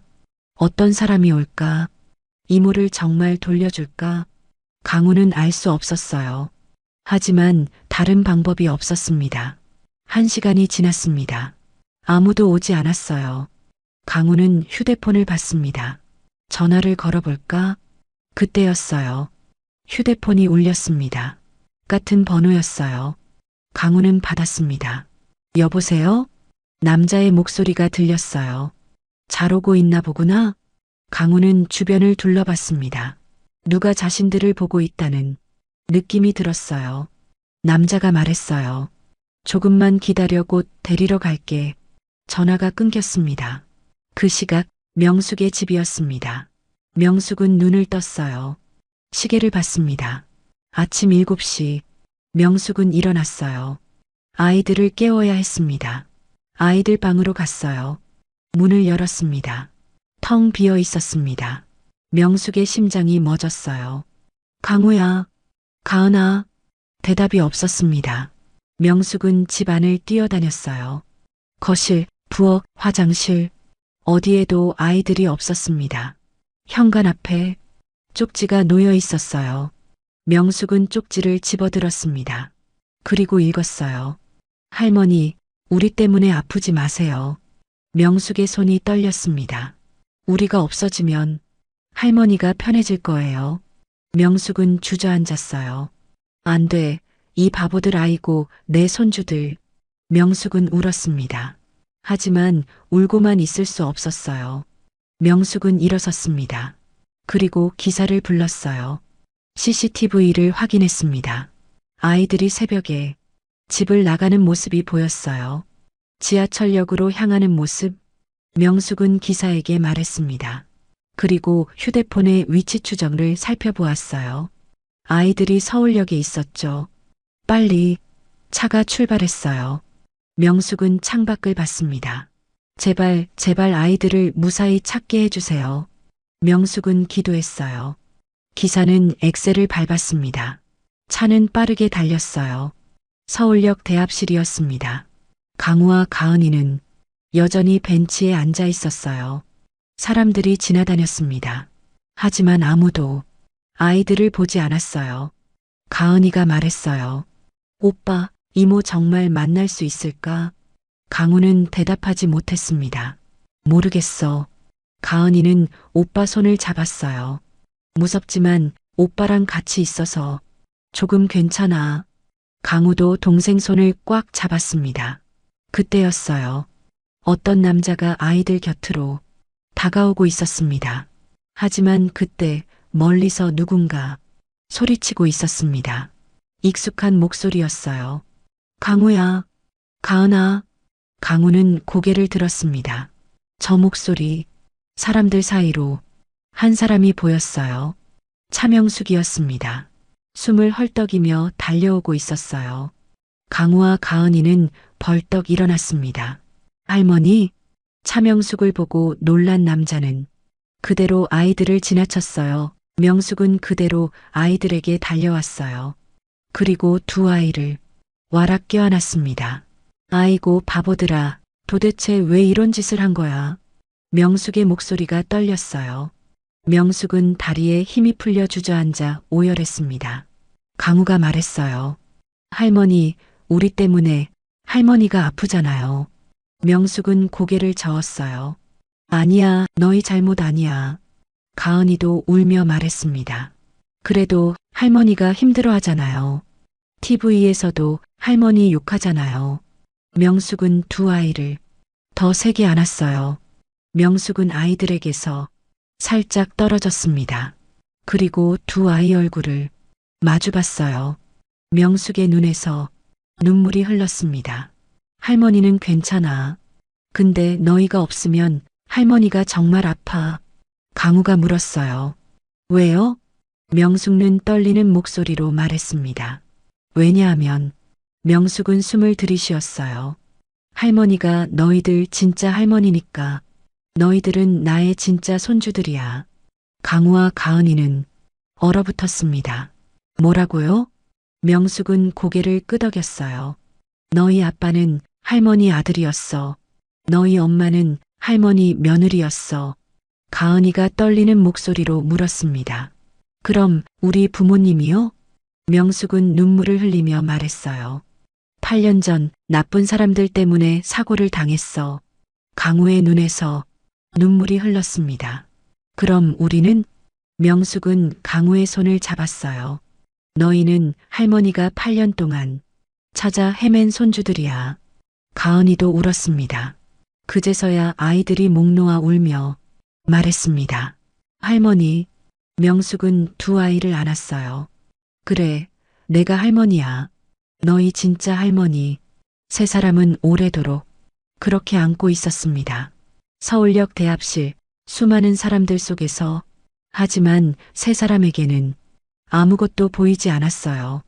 명숙은 아이들에게서 떨어졌습니다. 그리고 진지한 얼굴로 말했어요. 너희 아빠 엄마는 나쁜 사람들한테 당한 거야.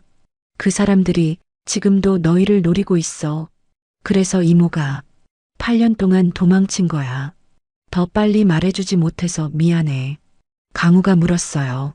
그럼 이제 우리 어떡해요? 명숙은 단호하게 말했습니다. 이제 할머니가 싸울 거야. 너희를 지키면서 진실을 밝혀낼 거야, 걱정 마. 가은이가 물었어요. 우린 또 도망쳐야 하는 거 아니에요? 명숙은 고개를 저었어요. 아니야, 이제 도망치지 않아. 할머니가 있잖아.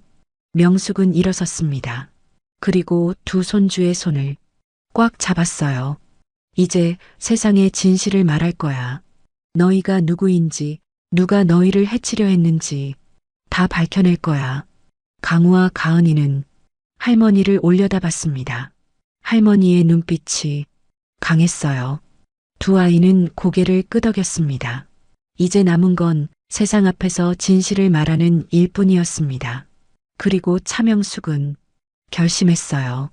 아무리 험난한 싸움이 와도 손주들을 지켜내겠다고, 그 누구도 더 이상 이 아이들을 해치지 못하게 하겠다고. 폭풍이 몰아치고 있었지만 명숙은 두렵지 않았습니다.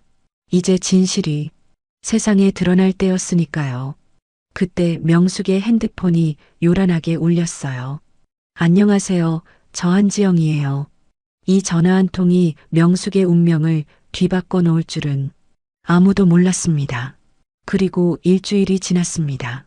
주주총회 날이었어요. 회사 대회의실에는 수백 명의 주주들과 기자들이 가득 모여 있었습니다. 단상에는 차명준이 앉아 있었어요. 차명숙의 자리, 차명숙의 책상을 차지하고 있었습니다.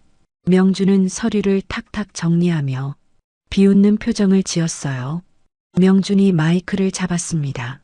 자, 이제 시작하겠습니다. 오늘의 안건은 단 하나.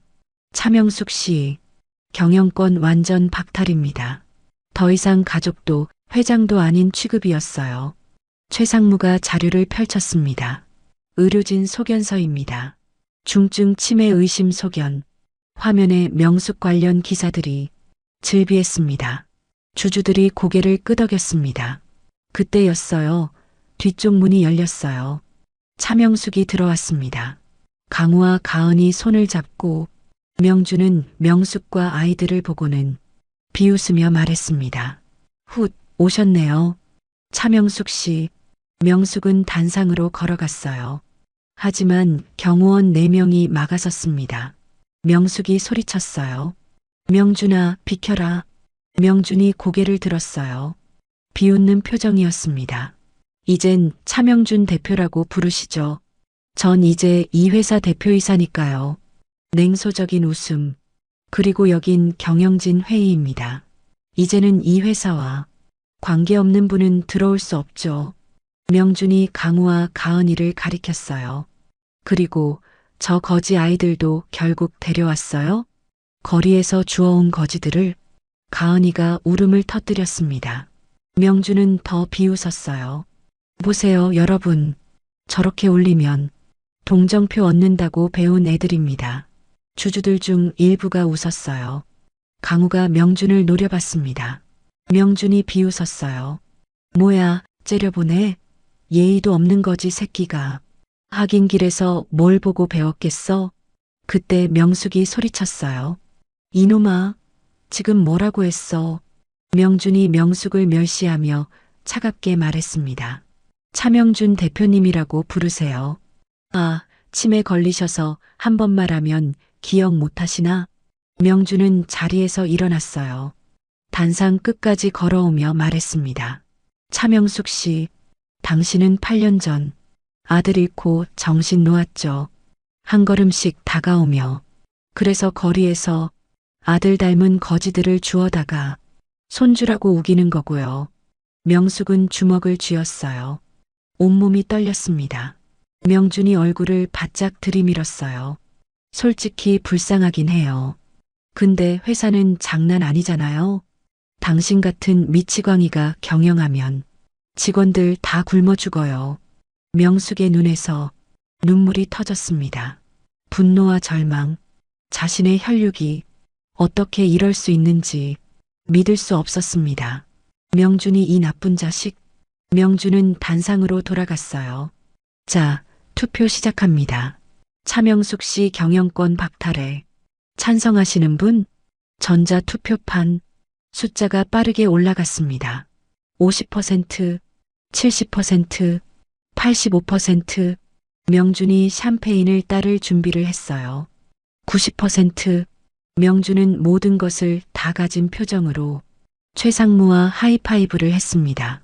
명준이 웃으며 말했어요. 차명숙 씨, 이제 당신 시대는 끝났어요. 제 앞에서 썩 꺼지세요. 손으로 마치 파리를 쫓아내듯 흔들었어요. 명숙은 다리에 힘이 풀려 주저앉았어요. 그리고 아이들이 할머니를 붙잡았습니다. 할머니. 명준은 그 모습을 보며 킥킥 웃었죠. 아이고, 감동적이네. 그리고 명준이 단상에서 만세를 불렀어요. 여러분, 새로운 시대를 축하합니다. 96%. 명숙은 완전히 무너졌습니다. 강우가 할머니 얼굴을 닦아줬습니다. 가은이가 할머니를 껴안았어요. 명준은 그 광경을 내려다봤습니다. 쯧쯧, 꼴사납게 왜 여기까지 와서 그러는 거야. 저러니까 치매 걸리지. 그 옆에서 최상무가 말했어요. 차명준 회장님, 이제 선언하시죠. 명준이 마이크를 잡으려는 순간이었어요. 그때 명숙이 일어섰습니다. 그리고 차분하게 말했어요. 잠깐만요. 명준이 돌아봤습니다. 뭐 하는 거예요? 이제 끝났다고요. 명숙은 아이들 손을 잡고 천천히 단상으로 걸어갔어요. 경호원들이 막으려 했지만 명숙의 눈빛에 주춤했습니다. 명숙이 단상에 올라섰어요. 그리고 마이크를 잡았습니다. 여러분, 명숙의 목소리가 회의실에 울려 퍼졌습니다. 오늘 저는 진실을 말하려 합니다. 주주들이 웅성거렸어요. 명준이 비웃었습니다. 지금 뭐 하는 거예요? 명숙은 명준을 무시하고 주주들을 향해 말했어요. 이 아이들은 제 손주들입니다. 8년 전 제 아들 부부와 함께 태어났고 사고로 부모를 잃은 아이들입니다. 회의실이 술렁였습니다. 명준이 코웃음 쳤어요. 또 망상을 하시다니. 치매가 도졌어요? 그때 명숙이 비서에게 손짓을 하자 화면에 떴습니다. 명숙이 손짓하자 화면에 서류가 떴어요. 국립과학수사연구원 유전자 검사 결과 조부 손자 관계 확률 99.9%, 검사 대상 차명숙, 이강우, 이가은, 비교 샘플 고 이진우 유품, 방청석이 술렁였습니다. 명준의 얼굴이 굳었어요. 명숙이 계속 말했습니다. 주주들이 수군거렸어요. 명준이 다시 비웃었지만 목소리가 떨렸습니다. DNA 검사쯤이야. 얼마든지 조작할 수 있어요. 명숙이 차갑게 말했습니다.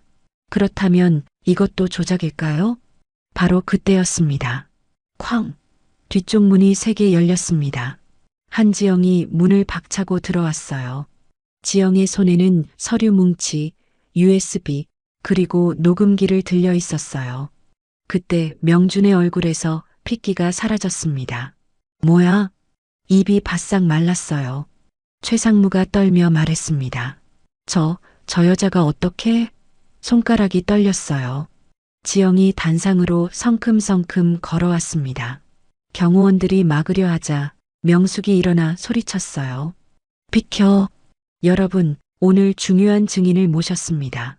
지영이 단상으로 천천히 걸어왔습니다. 그리고 마이크 앞에 섰어요. 명숙과 지영이 단상에 섰습니다. 명숙이 명준의 마이크를 낚아챘어요. 차명준 비켜. 차갑고 낮은 목소리였습니다. 명준은 당황한 채로 그대로 얼어붙었죠. 여러분, 이제 진실을 보여드리겠습니다. 지영이 USB를 꽂았어요. 명준이 소리쳤습니다. 뭐 하려고? 안 돼. 경비 당장 내쫓아. 그때 명숙의 경호원들이 명준을 붙잡았어요. 명숙이 냉소했습니다. 그때 대형 스크린에 재생 버튼이 눌렸습니다. 차명준 목소리가 울려 퍼졌어요. 쌍둥이, 그냥 산에 버려. 신생아는 며칠 못 가. 흔적도 안 남아. 맞습니다, 형님. 그나저나 조카 자동차 브레이크 조작은 완벽했습니다. 명준과 최상무의 목소리였습니다. 그럼 누나는 늙었고 아들도 없으니 이제 이 회사는 내 거지. 앞으로 30년은 내가 호의호식할 거야. 내 회사 될 때까진 착한 척 그냥 납작 엎드려 있으면 돼. 녹음이 끝났습니다. 회장 내에 정적이 흘렀어요. 그리고 지영이 말을 이어갔습니다. 저는 8년 전 쌍둥이 엄마 친구 한지영입니다. 아이들의 부부의 사고가 있던 그날 밤, 저는 병원에 있었습니다. 회의실이 조용해졌어요. 지영이 떨리는 목소리로 증언을 시작했습니다. 그것은 그냥 사고가 아니었습니다. 조작된 브레이크, 고의적인 충돌, 그리고 태어난 쌍둥이를 지영이 그동안의 슬픔에 목이 메었어요. 버리거나 처리하라는 지시가 내려졌습니다. 방청석에서 경악의 소리가 터졌어요.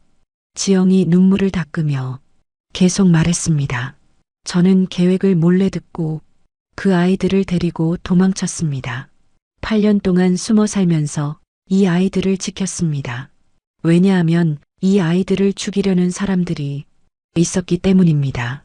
명준이 소리쳤어요. 거짓말이야. 다 거짓말이라고. 명준이 벌떡 일어나 고함을 질렀습니다. 조작이야. 다 조작이라고. 단상으로 뛰어오르려 했어요. 경호원들이 막자 명준이 소리쳤습니다. 아, 비켜. 이제 내가 여기 회장이야. 내 말 안 들려. 주주들을 향해 고함쳤어요. 여러분, 속지 마세요. 저건 다 조작이에요. 요즘 다 목소리 조작하는 거 뉴스에서 봤잖아요. 명숙이 말했습니다. 그럼 이것도 다 거짓이야? 병원 CCTV가 재생됐어요.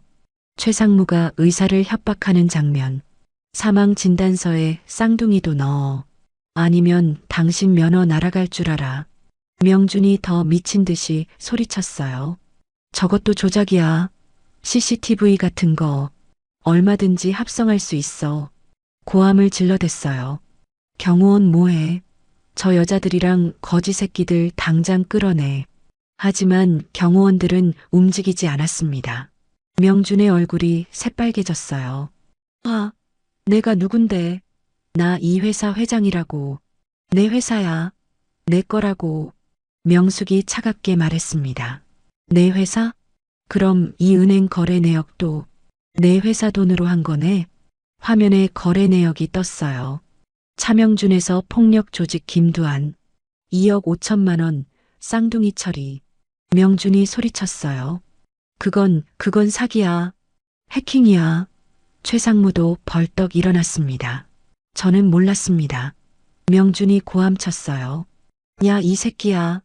네가 나한테 아이디어 준 거잖아. 두 사람이 서로 손가락질했어요. 명숙이 말했습니다. 아직 더 있어. 조폭 두목 영상 증언이 재생됐어요. 차명준이 직접 연락했습니다. 쌍둥이 찾으면 처리하라고요. 근데 우리를 배신할 계획이었어요. 일 끝나면 우리한테 다 뒤집어 씌울 생각이었다고요. 통화 녹음도 있습니다. 그래서 저희는 처리했다고 말만 했죠. 명준이 완전히 이성을 잃었습니다. 닥쳐. 다 닥쳐. 여기 내 회사라고. 투표 96% 나왔어. 96%. 단상으로 기어오르려 했어요. 내가 이겼어. 법적으로 내가 대표야. 저 미친 할망구 끌어내라고. 명숙을 향해 손가락질했습니다. 당신 치매 맞잖아. 거지 새끼들 주워다가 손주라고 우기는 미친 사람. 가은이가 울음을 터뜨렸어요. 강우가 명준을 향해 소리쳤습니다. 할머니한테 사과해요. 명준이 비웃었어요. 뭐? 사과? 거지 주제에 까불지 마. 너희 같은 건 원래 산에 버려졌어야 했어. 회장 내에 경악이 퍼졌습니다. 명준은 계속 고함쳤어요. 내 계획대로 그냥 사라져야 했다고. 왜 안 죽고 살아서 내 인생 망치는 거야? 명숙이 조용히 말했습니다. 방금 뭐라고 했어? 명준이 헉하며 멈췄어요. 자기가 한 말을 깨달았습니다. 아니. 명숙이 한 걸음씩 다가가며 말했어요. 내 계획대로 사라져야 했다고? 명준이 뒷걸음질 쳤습니다.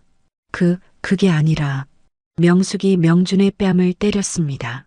네가 내 입으로 말했다. 내 손주들을 처리하려고 했다고. 주주들이 모두 명준을 바라봤어요. 경악한 표정들이었습니다. 명준이 주저앉으며 말했어요. 아니야, 실수야. 내가 잘못 말한 거야. 그때였어요. 뒤쪽 문이 열리더니 형사들 10명이 뛰어들어왔어요. 차명준, 최상무, 살인 및 살인교사, 영아유기 치사 미수로 긴급 체포합니다. 명준이 기어가며 도망치려 했어요. 안 돼. 이 회사 내 거야. 이제 드디어 내 거라고. 수갑이 채워졌습니다. 명준이 미친 듯이 소리쳤어요. 내가 누군 줄 알아? 변호사 100명 붙일 거야. 너희 다 잘라버릴 줄 알아. 끌려가면서도 명준은 명숙을 향해 소리쳤어요. 너, 차명숙, 내가 가만 안 둬. 감옥에서도 너 끝까지 끝장낼 거야. 명숙이 차갑게 한마디 했습니다.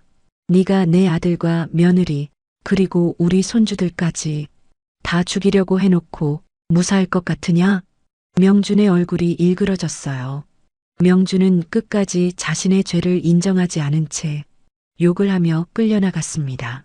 최상무도 울며 끌려갔어요. 저는 억울합니다. 형님이 시킨 거예요. 전 피해자라고요. 방청석에서 야유가 터졌어요. 주주 한 명이 일어섰습니다. 투표 무효 신청합니다. 범죄자를 뽑을 순 없습니다. 다른 주주들이 모두 박수쳤어요. 재투표? 차명숙 회장님 복귀. 기자들의 카메라 플래시가 터졌습니다. 명숙은 아이들을 꽉 껴안았어요.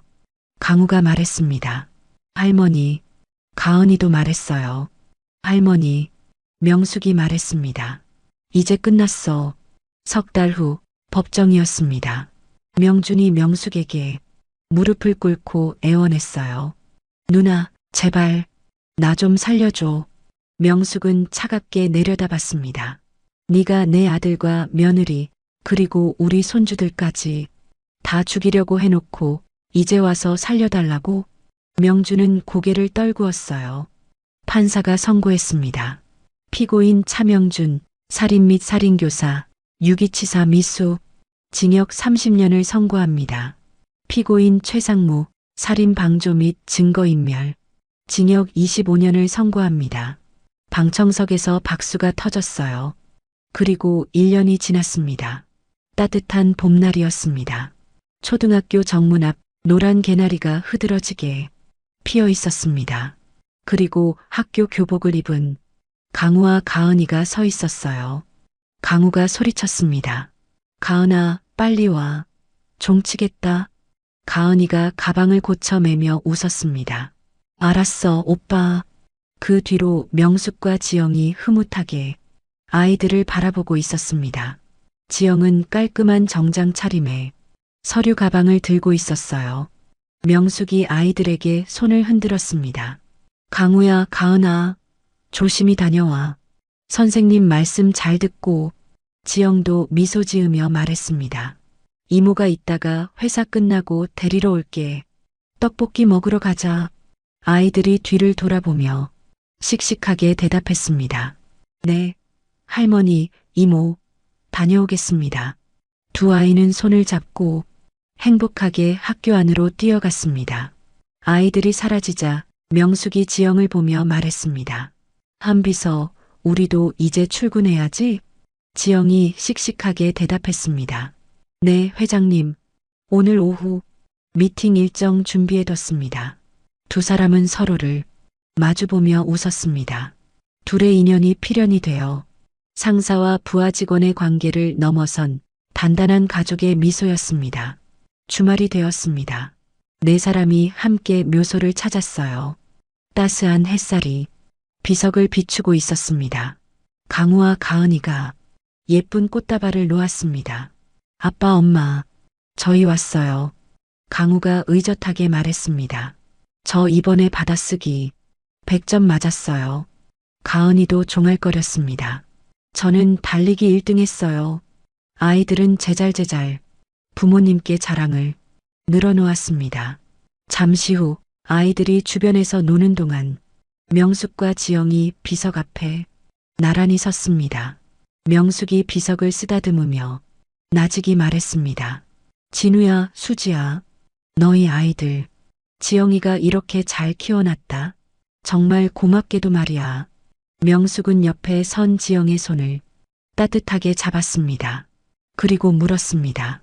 지영아, 내가 늘 묻고 싶었는데 어떻게 그 긴 시간 동안 내 청춘을 다 바쳐서 아이들을 지킬 생각을 했니? 도망치는 삶이 얼마나 무서웠을 텐데. 지영은 비석 속 수지의 사진을 바라보았습니다. 눈가가 촉촉해졌습니다. 회장님, 아니 어머니. 명숙이 놀란 듯 지영을 봤습니다. 지영이 담담하게 입을 열었습니다. 저 어렸을 때 고아였잖아요. 부모 없다고 냄새난다고 아무도 저랑 짝꿍 안 하려고 했어요. 그때 유일하게 제 손을 잡아준 게 수지였어요. 지영의 눈에서 눈물이 한 방울 흘러내렸습니다.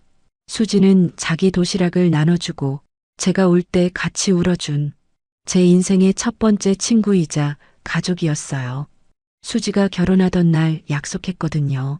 네가 내 가족이 되어줬으니까 나도 무슨 일이 생기면 내 가족은 꼭 지킬 거라고요. 명숙의 눈시울이 붉어졌습니다. 그랬구나. 우리 며느리가 참 좋은 친구를 뒀구나. 명숙은 지영을 와락 끌어안았습니다. 고맙다, 지영아. 수지와의 약속을 지켜줘서 고맙고 우리 아이들을 살려줘서 고맙다. 이제는 내가 내 가족이 되어주마. 너도 내 딸이다. 지영은 명숙의 품에서 소리내어 울었습니다. 네, 어머니. 바람이 불어왔습니다. 마치 진우와 수지가 고맙다고 우리도 사랑한다고 대답하는 것 같았습니다. 그날 저녁 집이었습니다. 네 사람이 식탁에 둘러앉았어요. 따뜻한 김이 모락모락 나는 밥상 앞에서 웃음꽃이 피었습니다. 가은이가 말했어요. 할머니, 이모, 이거 봐요. 오빠가 내 반찬 뺏어 먹으려 해요. 강우가 억울한 듯 외쳤습니다. 아니야, 내가 챙겨주려고 한 거야. 명숙과 지영이 서로를 보며 웃음을 터뜨렸습니다. 명숙이 말했어요. 자, 많이들 먹어라. 우리 강우, 가은이, 그리고 우리 딸 지영이도. 에필로그. 그날 밤 아이들이 잠든 후였습니다. 차명숙은 서재에 혼자 앉아 창밖을 내다봤어요. 도시의 불빛들이 반짝이고 있었습니다. 명숙은 책상 서랍을 열었어요. 그 안에는 아들의 어린 시절 사진, 며느리와 찍은 결혼 사진, 그리고 강우와 가은이의 목걸이 사진이 있었습니다. 명숙은 사진을 쓰다듬으며 작게 속삭였어요. 진우야, 수지야, 너희 아이들 할머니가 잘 키울게. 명숙의 목소리가 떨렸습니다. 이제 더 이상 숨어 살지 않아도 돼.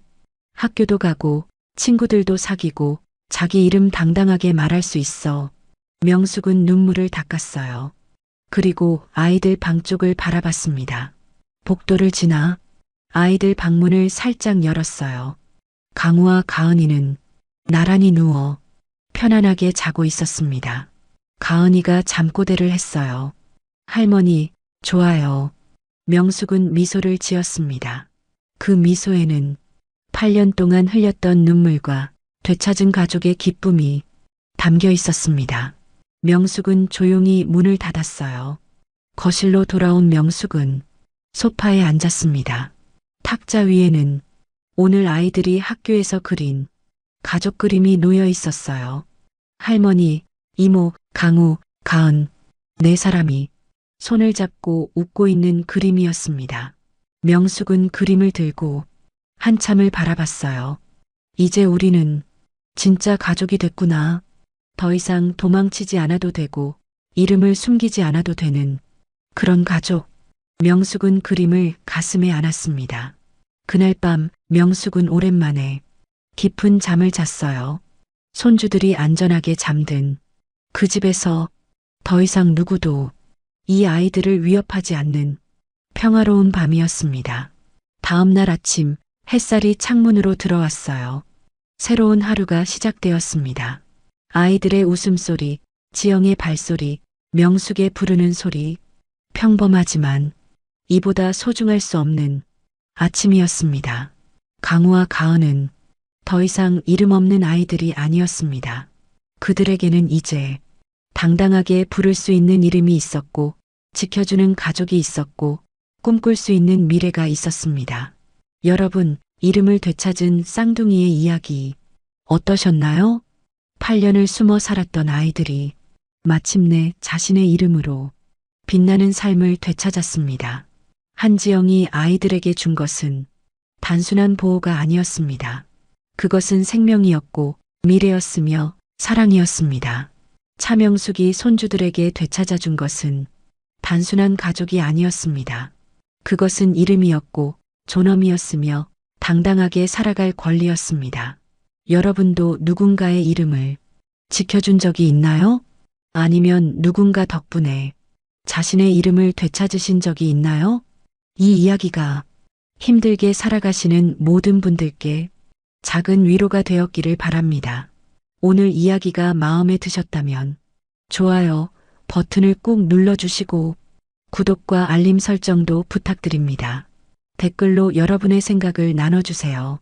명숙의 선택에 대해 어떻게 생각하시나요? 지영의 8년은 정말 가치 있었을까요? 여러분이라면 어떻게 하셨을까요?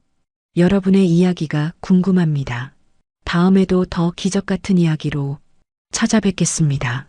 오늘도 행복한 하루 보내세요. 감사합니다.